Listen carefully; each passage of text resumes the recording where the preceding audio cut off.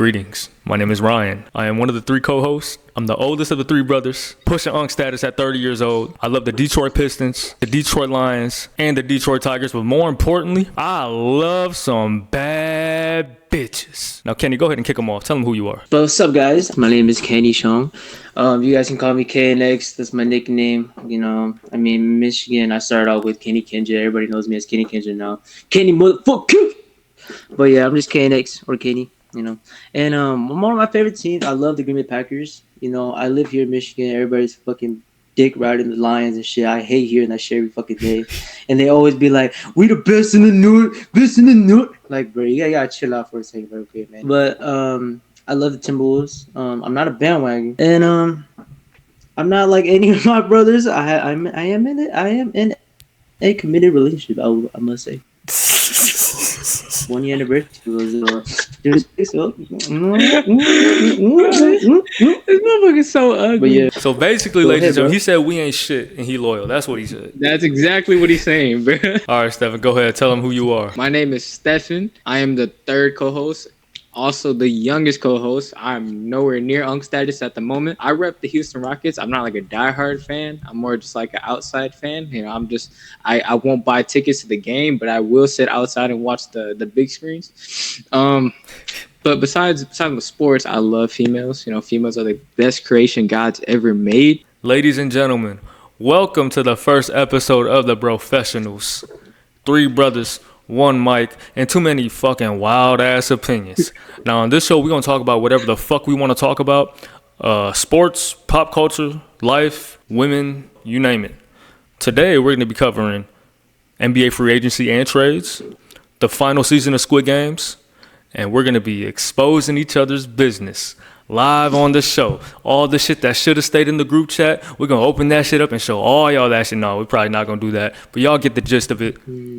But like I said, we're going to kick things off with NBA free agency. So Stephen, take this one away.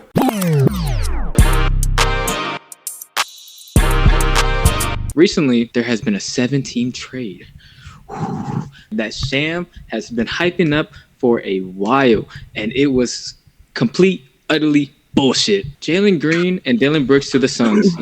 When I first heard about Jalen Green and just Dillon Brooks, two guards to the Suns who don't have a point guard on, and on top of it, they have Devin Booker and Bradley Beal, like 2-star 2 guards, and adding another star 2 guard and a fucking dog, like not like a good dog, but I'm just saying that because he looks like a dog and he plays like a dog, Dillon Brooks. I've been looking at the media and people are saying that the Suns actually won the trade, but honestly, they didn't win shit. They're looking like a rebuild team. But the one thing I do like about what they're doing is they're buying out Bradley Beal, which is so smart because they can't trade his ass. Let's go on to the Rockets because Rockets are my favorite team. They added Kevin Durant. For the viewers who did watch the playoffs, Jalen Green, he had one amazing game, and then after that, like, he just completely fucking sucked. He went from like a 90 overall to like a bench player. He was there to warm the bench, but he wasn't on the bench. He was on the court playing like fucking shit. And honestly, like, I'm fine with that. And Jalen Green is my favorite player.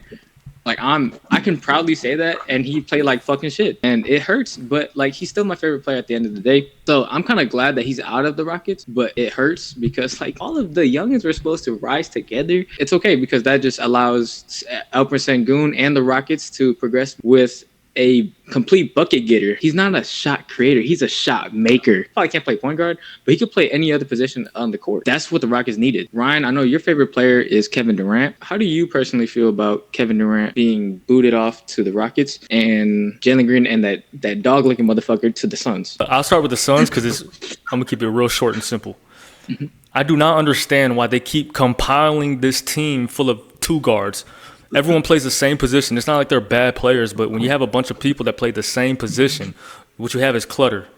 Clutter on the court and clutter in the locker room because everyone is going to say, like, well, who's going to give me the ball because I need to shoot it. So is it your turn or my turn? Because, Devin Booker shoot first. Jalen Green, he's a fucking gunner. You know that. He don't pass the ball. Bradley Beal, same thing. Gunner, shooter, scorer. So, and then you add Dillon Brooks, who Yeah, good luck making him a point guard. You have the Houston Rockets, who, in my opinion, they killed this offseason. You mentioned it earlier. Jalen Green struggled mightily against the Golden State Warriors. But the Houston Rockets still pushed him to 7. Yes. You telling me if they didn't have Kevin Durant in place of Jalen Green, they don't win in 6? It would have never went to 7. You're right. It never would have went to 7 with Kevin Durant. Kevin Durant gives this team a different dynamic that it's never had before. Someone you can consistently feed in the high post, in the mid-range. You can even isolate him up top. And Kevin Durant is the type of player where, yes, he can score the hell out the basketball, but as he's gotten older, he's grown his game into a point forward. He's playmaking more. If you look at his numbers for the last, I think it's 6 seasons, he's averaged 5-6 assists a game. And then what you surround him with is just basketball heaven.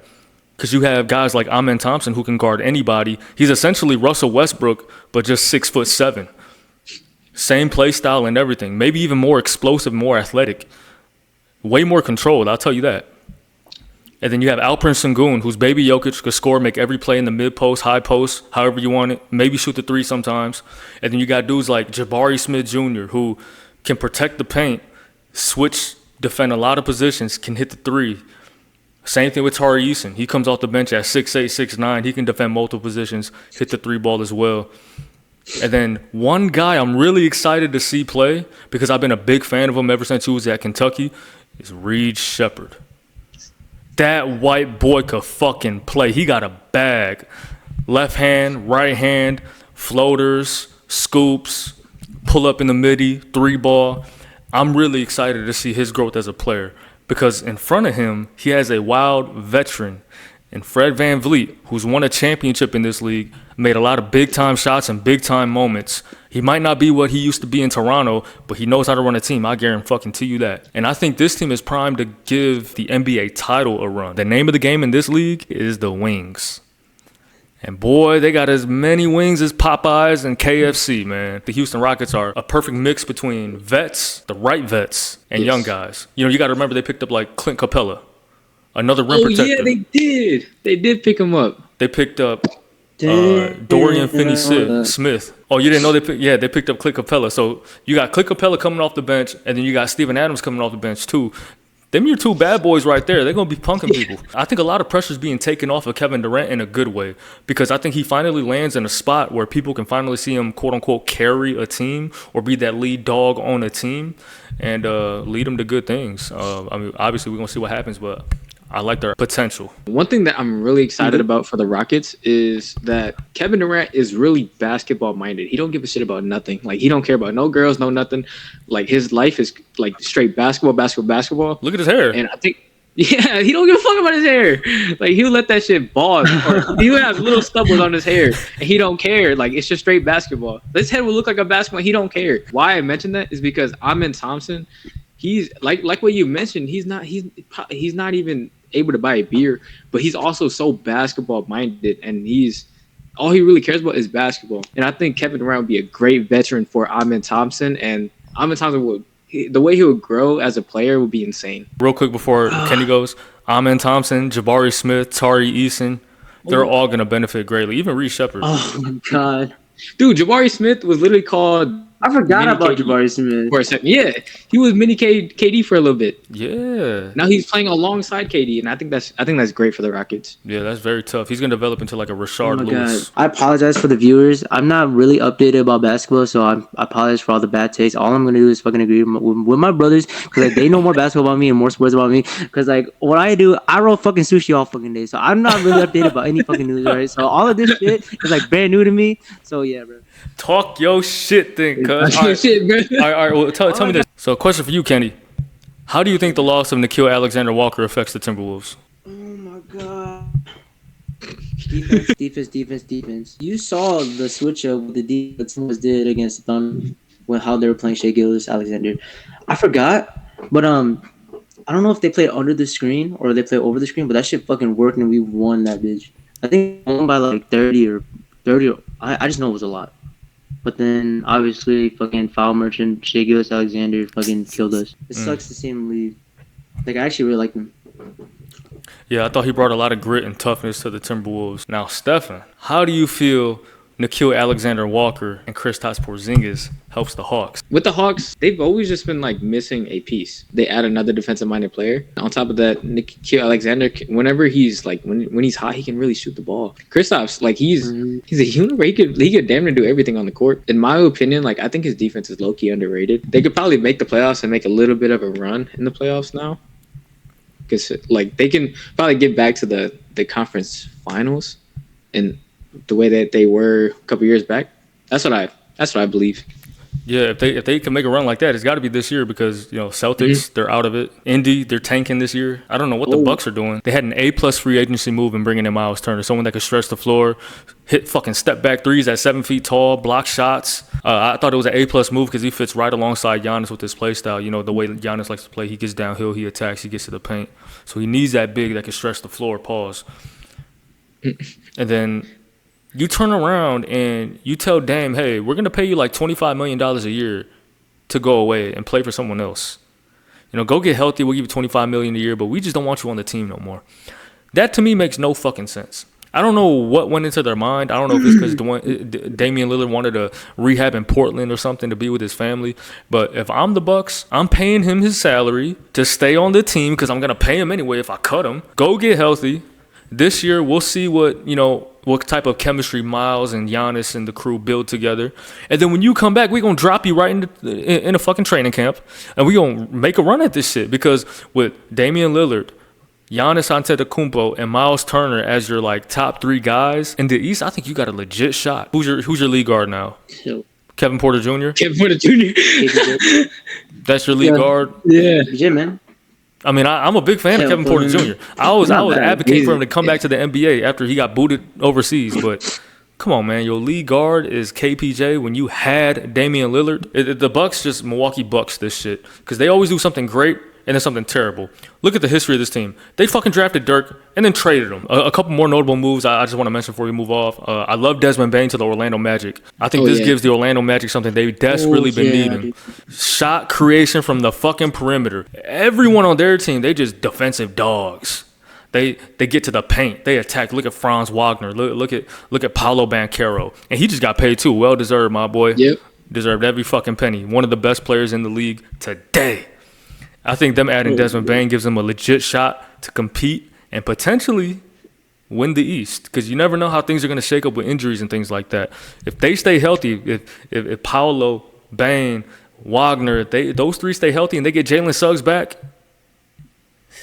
it might be scary hours in Orlando. Now that you mentioned the East, because I think this trade was really quiet, but Lonzo to Cleveland and Okoro to the Bulls.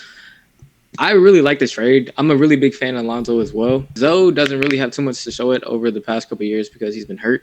But when he wasn't hurt and on the Bulls with Zach LaVine and with DeRozan, they were number one seed for like the fucking longest. And then the second Zoe got hurt, they started falling. No, I agree. I like Zoe to the Cavs because although I think he's very talented, there's something missing in this game defensively in Darius Garland. Lonzo, he ain't got no questions on defense. He gonna sit in that chair. He gonna get deflections, get steals, defend, guard, and guess what he does after he gets deflections and steals or a rebound? He'll run the court, fast break. Everyone's running the floor. That team is fast. Jarrett Allen, Evan Mobley, those are your two bigs. Those are some of the most athletic bigs in the game. So I see a lot of lobs. I see a lot of open corner threes he could probably play on the court with Darius Garland and Donovan Mitchell. Yeah. I see a lot of open shots for them because I don't know if you guys noticed, but Donovan Mitchell, he had to create all the offense by himself when Darius Garland was in and out of the lineup in the playoffs when they went against Indiana.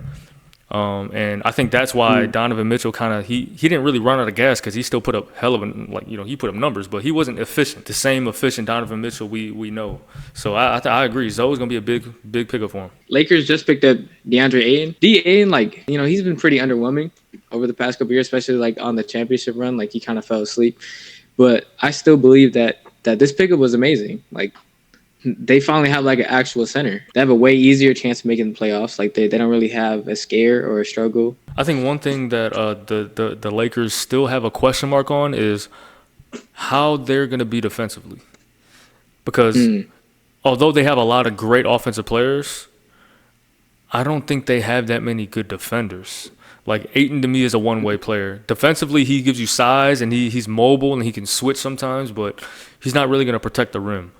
LeBron at this stage, if you're going to ask him to be your best defender in your starting five, which is what it's probably going to look like. Yeah, it definitely is going to look like that. I think you're in trouble, especially defensively. And then Luka, we know he don't guard, but offensively, he's just one of a kind. And then AR, he's okay on defense, but he's just okay. And the same thing with Don Connect. He's just okay on defense, too. He can make shots, whatever. But Bronny James, they give him some time. A lot of people hating on him, but he low-key could be a defensive demon. He's probably like the second best defender on that team. Second to his dad. Like, what the fuck? Yeah. He's sad, but it's like the truth. All right, so like I mentioned earlier, we also gonna get into the last season of Squid Games. And can you take this one away? Last season of Squid Game, season 3. It was a very controversial. How you say it? Season. Yeah. I actually enjoyed the ending. Well, not enjoy it, but I understood the message and everything that happened. What was the message? You know how Gihan like did a backflip, right? Like he.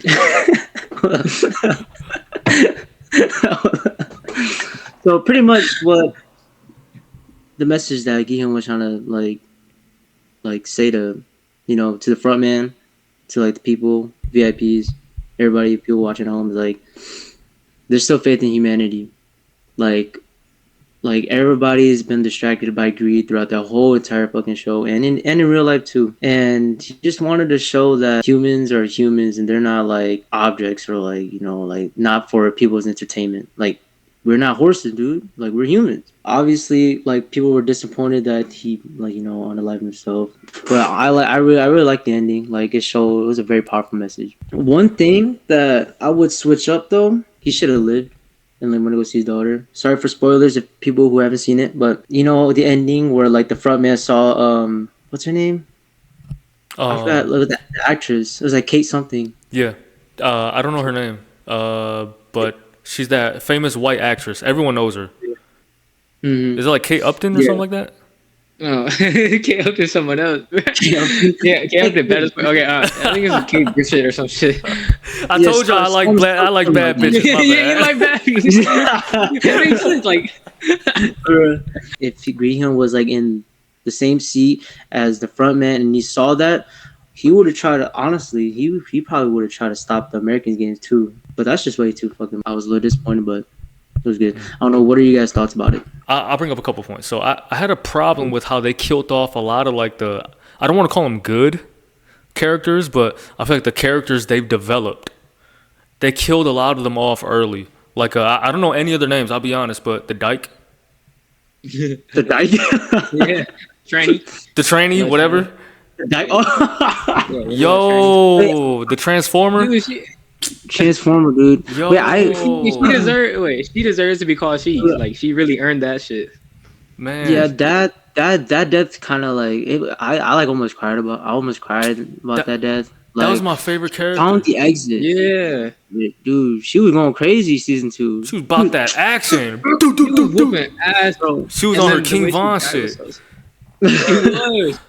I just thought her death was like so unfair. Like she found the exit. She fought off like hella dudes during the hide and seek game. She found the exit. She was about to leave. Like you saw her like facial expression too and everything. She's like, there's like that one moment where she's like on the exit. I won. Yeah. Right. But then in her mind, she turned around. She's like, I gotta go back to player 222, and I gotta go back to the grandma. She was loading up that what is it? That MP5, bro. Yeah. That shit was tough. Mm-hmm. He was teaching everybody how to work that shit. Like, bro, that shit was tough. He was teaching everybody how to work that, bro. No questions, bro. She was just like, all right, guys, this is how you fucking work this shit. Like, just pushing buttons. Like, she was spamming on her controller and shit. Like, it was tough. Speaking of season 2, you remember when they sent that dude to go back to grab the ammo? Oh, yeah. Daho. His name is Daho. The ponytail guy. But Daho. Yeah. And he just bitched up. Daho. My question is, why are there so many bitches in this show? Look, like there's him, there's the grandma's son, who's a fucking bitch. Yeah, he's a big ass bitch. Oh my god. There's the baby daddy Oh yeah, he was a MG bitch. I coin. mean, he was MG smart, coin, but he MG was a coin, right? Yeah. You a Yeah. bitch too. Man, they might as well would have kept Thanos alive. Yeah, no, they really should because he would. No, Like, dude, oh, they damn. kept the other dude alive, bro. I know, dog. They kept the Yeah, dope head he was some alive. bullshit. He was some Fucking bullshit. I need my pills. Yeah, Man. fiending and shit, and he was just so I don't know. He was low key pointless. He was. Just Oh yeah, stupid. about that Daho guy, the ponytail guy that went back for the ammo, freaking you know the whole entire show, dude was a straight captain. Like Yep. I figured like I already know dude. I'm pretty sure dude was not in the military. He just got that. No, he tattoo. wasn't. He admitted he wasn't. Yeah. Oh yeah. He did say to Gian that that, you know, he lied about the whole thing. He's just a scary ass dude. I was just nervous about everything. And what a lot of people were saying is like it was either him or someone else, I forgot. He just wanted to fit in with like the frontman and Gihan because he just thought like it was just a safe group of people that can help him out. Mm. But yeah, like what you said, there's a bunch of bitches in that freaking show. Like freaking the son. I kind of feel for the son. Like he always says like, "Oh, I got you," and then he just never does it. Like especially He always did the wrong things, and it was so Bro. fucking annoying, bro. He had a chance to kill somebody. Like he had that chance to kill someone to save not only himself but his mom. Yeah. And his dumb But, yeah, ass there was- wanted to go try to kill the fucking. Was it the girl that had the baby? Yeah, he was Yeah. trying to go kill her because like the Fucking time was running out. But he was, dumbass. I don't that think was- it was her. I think it was the baby that he was trying to like go after. It was the baby. That's what it was. It was the baby. He was trying to Yeah. kill the baby. Mm. What a fucking bitch! Like what the fuck? You had a whole grown ass man by the neck about to kill him, and then you just Mhm. dude, he was about to fucking die. Like you had the fucking knife, bro. How you almost died, bro? yeah. How- Yeah. I think Bro it's lost so- the freaking fight, bro. It's so stupid because like I think everybody that played that game was a bunch of bitches, but the dude that wanted to be a like I'm sorry, I don't refer to women as the B word, but like besides the one dude that wanted to be a you know what I mean? Like I think that was so stupid. I'm not gonna say it because I respect my females, but like bro, that was some bullshit. Oh fuck! That game How was was- the man? I think Yeah, go ahead. shout out to the director for making that shit happen. Like the freaking trainee fucking going crazy. I apologize. I forgot her name. But she was going crazy. Like I just like how she had that little masculinity in that dog in him. She was That was her Dog. past, she was a bro. perfect mix between masculinity and femininity. Yeah. Hell yeah. We gonna call her Optimus Prime because she was Yeah. about that shit. She was Transformers. She was about that shit. She is about that shit. Mm. Oh, Oh, man. man. R.I.P. to Optimus Prime. At his Deserve death, it. I would have to say on the whole show, besides the main character Gihan, the mom, the grandma. Like I started Mhm. crying when I first saw it. Before when she passed the night before, like Mm-hmm. she went up to he was like, you know, I don't have anything in my life. I lived a long life already. What I want you, Gian, instead of acting all sad and shit, like grieving about all that shit that happened, I want you to protect The baby. Junie. I think that's her name. Two, two, Junie two. and the baby. Junhee or some shit. Next scene is her hanging herself. Like, bruh. That was sad because before that she killed her son. Yeah. Mhm. Oh yeah. She did kill her son. Man, Oh, Because yeah. That definitely broke her, bro. yep. If my son was a bitch like that, I would have killed him too. I wouldn't even cry, bro. I would have continued playing the game, bro. Yo, what the fuck, man? You gonna try to kill a baby that we've been trying to save this whole time? You a fucking bitch. Yeah. I want to bring up when Gion went to go talk to the front man, and the front man gave him that dagger. Mhm. Oh, He was like, yeah. "Look, when everyone's sleeping, just slit everyone's throat, and you and the baby walk away." He should have listened. he should have listened, but yeah, like the message again, like Yeah, I know. like you man, that's just crazy. But honestly, for me, dude, I would have. Man, Wait, you see me walk out, I would've been red as hell. especially on the You guy. up another 45.5 million, bro. Split. Yeah, what the fuck? Additional 45, like For because he won everybody? before, but like Bro, that was before when they started talking about if the baby should be included in the game. He could have took the money and like still have the baby. Yeah. That baby in the fucking adoption center or something. Or Mm-hmm. give it to the auntie. Yeah. what do you even That was- have to? Because the last game you can't play with two people, Yeah, so like he 'cause one has to die. Mhm. Speaking of the last game, the baby daddy's such a fucking dumbass. Dude was gonna kill Gion and then kill his own baby. I think the plan was just to kill the baby and like both of them win. No, remember he told Gion to stay on the second platform. Mm. And then if you don't go onto the third platform from the second platform at a certain amount of time, you're gonna get deaded. So that's why he told Gion to stay back with the pole. Remember? Yeah. That dude was just gonna kill the baby because then two people on the platform. The game didn't even start yet. Yeah. And then he pressed the button. So then now it's just him and the baby. He gonna kill the baby. Kill the baby and just have the guards kill Gion, and then he's just chilling. Yeah. That's just Fucking bitch. one thing I have a problem with him is like he didn't give a fuck about that baby at all. Or his girlfriend. Yeah. I know. Like bro, the jump rope game, right? Bro was talking to player 2 Junie, right? He could have just carried her, but that shit's tough on him too. Like He was acting like he cared. He didn't give a shit, dude. I'm saying he did not care. All that was fugazi. Yeah, it was. Because if he actually cared, he would have just went up to her like, "Here, hop on my back." I would have picked her up like John Cena on my back and jumped. F you, that bitch type shit all the way across. Exactly. And then when I get there, boom, you're safe. Bro, yeah, bro. I told y'all do that shit. Bro, like, oh my god. Low key, hey, do you guys think y'all would have survived the second game? Oh, bro, dude, I think I would have like go crazy on hide and seek. Me too. Oh yeah. I would go crazy on hide and seek, bro. Low key, hide and seek, I would have went crazy. The second game, I would have ran through that bitch. That shit was easy as fuck. That shit looks so easy, bro. If you're somewhat coordinated and athletic, that shit is a breeze. Dude, jump rope is so fucking easy, bro. Like that's literally my cardio. Bro, if you have a fucking, it didn't even come that high up off the ground. If you have like a 12-inch vertical, you good. That's bro, facts. Player 100, that old guy that nobody fucking likes. If he can do it, I can do it too. I'm saying exactly. Like, bro, stop playing with me, bro. No, that shit was easy as fuck. Speaking of the games, I think one thing I didn't like about this season was how unskilled you have to be to win these games. Right. The first season, I definitely would have lost. Especially the cookie one. I would have ate the cookie, bro. Like, no bullshit. I would have ate the whole cookie? I would have ate the whole cookie. Like, bro, I can't cut that shit into a shape, bro. Yeah, for the games for the third season, like, it's supposed to, like, affect you mentally.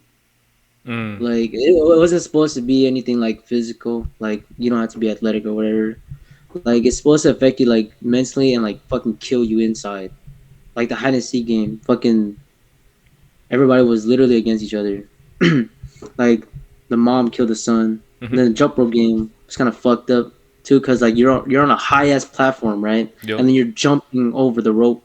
Then third game is you have to, like, choose and pick off 3 people. Yeah. And obviously, one of the dudes is going to be like, no, don't choose me, bro.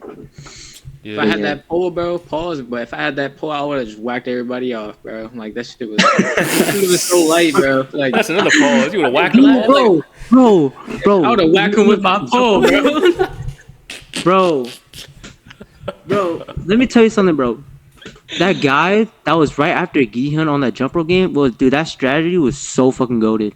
Just start throwing that shit was smart as fuck. Yeah, right, yeah. On their last jump, just fucking pushed him, bro. Like, dude was spawn camping, bro. Tragedy ever. Dude was spawn camping. Bro, spawn camping, bro. Call of Duty, that shit, bro. He knew all the spawns in Call of Duty, bro. No, yeah. But no, overall, I enjoyed it. Good final season. I'm always okay with like the main character dying at the end. Like I'm always okay with stuff that ends like that. Yeah, I don't know if you guys have seen Power, but same shit happens in Power. Ghost dies at the end. Who's the main character? His son kills him. So it's like, I like those endings because the reality of the situation in real life is the good guy doesn't always win. And I like when movies or shows, they kind of depict that because it kind of gives the energy off of no one is invincible. Anyone can get got. Everyone bleeds the same color. Although I would have changed a couple things and although it wasn't my favorite season, I enjoyed the season. Honestly, I don't really fuck with Disney endings. Like, bro could have still be alive, Gion, and like live happily ever after and everything. One thing that I would change about that whole entire season 3 was the fucking detective, bro. Like, yeah, bro, he pissed me off, bro. He pissed me off so bad. All his scenes in the boat, he don't even do the whole show. We don't even need to see any of that, bro. Like, if anything, he would have been found the island like season 3 or season 2. Bro went all the way to the island to say one single word, and then like the whole island blows up. He low-key could have got him that first episode of season 2 when they were chasing him in that car, bro. Like, no, it's like, bro, like you can't just step on the fucking gas, bro. He was the most useless character of all time. I think there's a message behind him, though. I don't know if it's confirmed or true, but the authorities will always be 95% useless. That's facts, bro. Fuck 12. Fuck 12. Cause you remember he had that dude on the boat too who was telling him like, yo, the captain he kind of fishy, bro, and he ain't listen to him. And he was right. Yep. And he's the one that actually got caught up with the cops. Like he said he lost his memory, but he remembered shit. Like I think that was so stupid. Oh, like he remembered that the frontman was his brother, but he didn't tell nobody that the frontman was his brother. Bro, the whole thing could have changed. The whole thing could have been solved. Right. The whole thing would have changed if the detective would have told Gi-hyun that the frontman was his brother. He got a phone. You could just show him a picture, bro. It's not that hard. Bro. He was entering the games. Like, 456 was entering the games. He could have just shown him a picture of who the frontman was. Boom, game was over. Game would have been over. And the frontman played the games too. He did. Like, just imagine if the detective would have showed him the picture, he would have been like, bro, you look hella familiar. It would have been a cool like war scene because they would have been shooting. It would have been a different rebellion, bro. In another universe. Yeah. In another universe, the detective would have been useful, bro. You know, it took him 3 years trying to find that island, bro. I know, 3 fucking years and he still didn't find it. Right when he found it didn't even fucking matter anymore, bro. But then he upped though. Like bro got all that money and a baby. So basically all you have to do in life is just don't do shit and just like you get money, bro. And a baby. He could have ended it too. He had a gun. The dude was right there, bro. He could have been ended it. All he asked was why. Like, bro, why? Like I could literally go to your room and ask you why. Like, Kenny, why? And that would be the ending of season 3. Yeah, I just want to bring up this last point since we're talking about the ending. I actually like the development of the frontman character because you started to see him becoming more and more human as he started to really observe 456 and how he was acting during the games and how he was treating the baby and things like that. You know, the very last scene, he dropped off that bag to his daughter, to Jiyoung. Yeah. What's his name? Jiyoung? To his daughter. Yeah. And like that, he never would have done that shit in season 2 or season 1. And I just want to bring up that character development because they did a great job developing his character too. You know the frontman before the frontman now, the old guy. Yep. Turn one old guy. That guy tight as fuck. Yep, But, that's my favorite character of all time. Look, supposedly like. When he was running the whole show, the whole game and everything, right? The old guy. He kept the games going just for his entertainment and for the VIP's entertainment. But for the frontman now, right? Yep. What he tried to find is like to see if there's any good in people. And like he just wants to prove that people are evil. That's why I think that's why he eyeing on Gi-hyun the entire show. And like that's why he brought him up during season 3 and like showed him that dagger and started killing everybody. I don't know if that's like a thing that he wanted to do or if that was like a test or something. You know, I think that was just like a thing that they did in all of the games because you know they showed a flashback of when the older frontman guy gave him a dagger to tell him to go murk some people. But I want to mention that with season 1, there's a theory the same frontman gave the other, remember the 456's best friend. He didn't give him a dagger because you know he kept the knife when they were eating steak, but there's a theory that the frontman told him to just go murk the last 2 people so he can win the money, and that's why he killed that one. His name's Sang-woo. Yeah, Sang-woo murked what's her name? That girl. You know what I mean? You know what I mean? You know? Yeah. There's a theory that he told him to go murk her and 456. I can see that because I can see him struggling to kill 456 because that's his boy. Yeah. Or was his boy. That's a good theory, but I didn't really believe in that theory. His attitude and like his like intentions throughout the entire game. And if he has like the chance to like surviving or whatever, he's gonna take it. From the beginning, especially with the cookie game, he told 456 to go get the umbrella. And he he backstabbed the Indian dude. Yeah, dude. The Indian dude was cool as hell. Dude, he was tough. He took advantage of the glass maker guy. And then freaking when everybody was sleeping during before the final game of season 1, Dude fucking murked fucking Sabio. I saw a theory that Gihan is still alive. Oh yeah. For real? Yeah, because like in the scene where the island was blowing up, his eyes was like still open. Supposedly the front man like took Gihan too. He was just using like the explosion to like cover up whatever. You know the scene where like there was a man or somebody that was going back to the motel and took all the money. Yeah, the way he walked and shit. Yeah, the walking looked like Gihan's. I gotta like they were saying that Gihan was gonna be the front man. If you rewatch 456 Dying, the second he like splattered onto the ground, his eyes were kind of like squinted because he fucking died. When they did explode the island, his eyes were like wide open. It was almost like he was watching the island being exploded. You can survive that fall. Mm-hmm. But the chances aren't very likely. No, not at all. Like, bro, did you see Fire 2 where she fell from the jump roping game? Bro, her leg was by her ear. Like this. Yeah, it was quick. I want to mention like when we were talking about people being bitches earlier. If you watch Squid Game's English dub, you're a bitch. Facts. That's why I don't know anyone's name. Right. Exactly. It's better that way. I can't watch them and listen to them being delayed. I can't speak in the voice being delayed. Like how are you speaking in your mouth's closed? The voices don't match the characters. They made 456 sound like a fucking bitch. There's only one voice actor for everybody. For everybody. These are different dialects and shit. I think when they dubbed the Indian dude, they gave him an accent. They did. Yeah, it was so stupid. He was speaking Korean, bro. Like he could have just spoke regular English. I know, right? He could have used the same voice, bro. He didn't even have an Indian accent when he was speaking Korean. Like that was low-key racist. It was. Yeah, no, this shit was racist. Do you guys think there's gonna be an American Squid Game? There's actually a trilogy. So the next game is gonna be. There's a trilogy, so it's like like in Marvel, like they have. Oh, you talking about like a universe for Squid Game? Yeah, pretty much. So the next series is actually going to be Squid Game 1987 from the first game. So they're going to show the old. No, it's true. Netflix released it. They did? For real? Yeah, Netflix released it. All right, we're going to post a screenshot somewhere here. Stephen, you got to find it. Yeah, I'll find it. I'll send it. But yeah, so next one's going to be 1987 from when the old guy first played the game.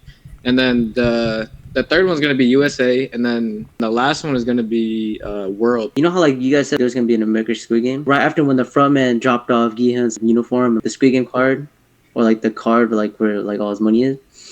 Supposedly like this is a theory. Gihan's daughter and you know that a little boy, Saebyuk's brother, a little brother that's back in Korea. Supposedly like them two are gonna like join the Squid Games and trying to figure out where their older sister or like dad was at. Supposedly like they're gonna connect and they're gonna figure out like what happened to them. That means one of them's gonna die. Yeah, for sure. And that's gonna suck. Damn. There's plenty theories. I didn't look up any theories. All this shit's interesting. And it never ends, dude. Hey, hats off to Squid Games, man. Hell of a 3 seasons. If we spoiled shit for you, you better go watch that shit right now. Don't watch it dub, bro. You're gonna be a bitch. Watch that shit in Korean. You ain't gonna understand nobody. Don't know nobody's name. Just look at their numbers, and even though you don't understand what the fuck they're saying, you reading the subtitles, but you hear the energy in their voice. That's what makes a difference. That's facts. Now, last but not least, we have our final segment of the night. I like to call this No Mics, Just Vibes. It's where me and the boys, we're just going to talk about what's going on in our lives right now. A W we took this week, a L we took this week, just something that happened this week. So I'll start this off by saying my no-smoking weed journey came to an end.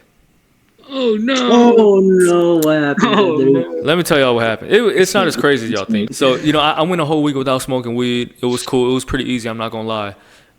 After the first week, it started to get harder and harder because people were just getting on my motherfucking nerves, for one. And for two, I had trouble sleeping. I would be up to like 12, 1, 2 in the morning, sleep, wake up at 4. And I go to work at 8. And then I'll sleep for another couple hours, wake up at like 6, sleep for 30 minutes, and then go take a shower. I went 2 weeks without smoking, 3 weeks without smoking.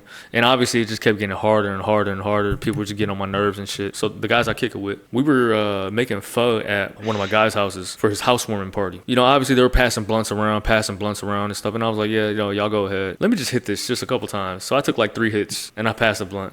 It relaxed me, but to be honest, I'm back on my no smoking shit. So this is day 1 without smoking weed. Bro, you're just like that one video, bro. This is day 1 without beating my meat. This is day 2 without beating my meat. This is day 1 without beating my meat. 2 hours without beating my meat. 1 hour without beating my meat. 2 minutes left, big money. Oh, bro, that's so funny.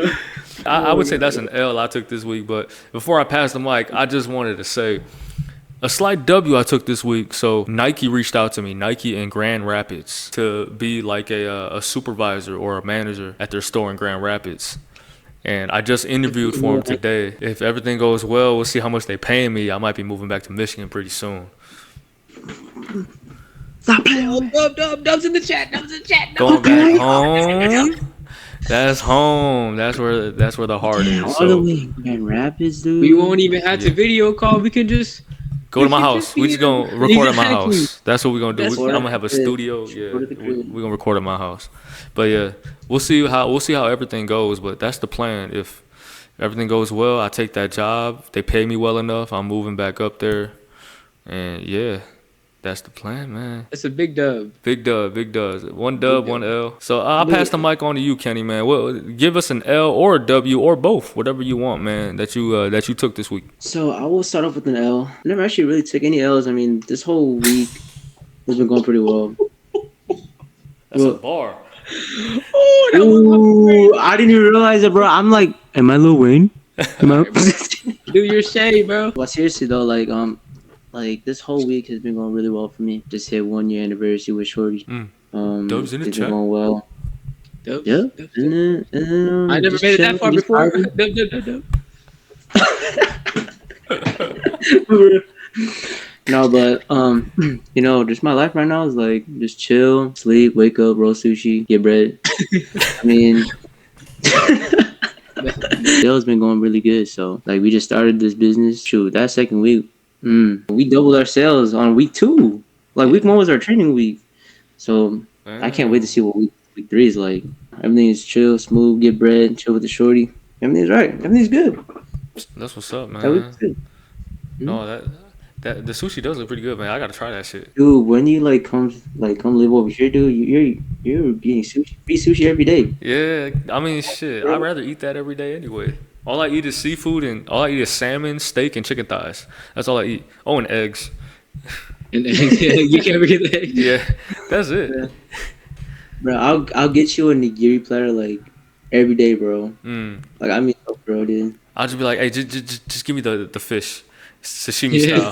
That's all I need. No, right, bro. Sashimi is perfect, bro. And just some little bit of wasabi and some soy sauce. That's it. What about you, Stefan? Give us a dub and or an L. Dude, where do I even begin, bro? Like, honestly, lately has been just really big mixes of L's and dubs, but majority L's. Like, I wish it evened it out. One of the L's I want to bring up, I am currently down $400 from a ex that stole my information and bought shit off of Shein. What? You sure you want to keep going? We're gonna end it right there. We're gonna continue that conversation later. I know I'm smiling right now, but like I'm really not smiling. Like I'm really just pissed the fuck off. Second L, all right? Don't worry, Ryan. We'll continue it later. I'll call you right after this, bro. And I'll sum it up like real quick. And it's so bad. No, wait. Hold on. Actually, we're gonna save that story for our next episode. Okay, that works. My next L, or it's not really an L. Like it's like a mix of like a dub and an L. So before I started working the sushi shit with mom and Kenny, I worked at a little gas station joint with my buddy Jason. Our routine was perfect. We used to smoke, then go to the gym, and then go to work, and then smoke again, and then go home. Like, it was literally just a vibe. And I quit, and I haven't really seen him since, which also means my no smoking journey began. I do feel a lot better. Like, I feel more in tune with my thoughts. But like what you said before, like, sleeping, tough. Like, I can't sleep for shit. On top of that, the littlest shit just ticks me off so bad. Like, someone could say something wrong, and I'll just be like, bro, like you're fucking stupid as shit, bro. I feel the same way. It's like it wouldn't even be directed. So like someone could say something to somebody else, and that shit would tick me off. Or a mom could yell at their kid in front of me, and that would piss me off. Like I would damn near beat the shit out of their mom for disrespecting their kid like that.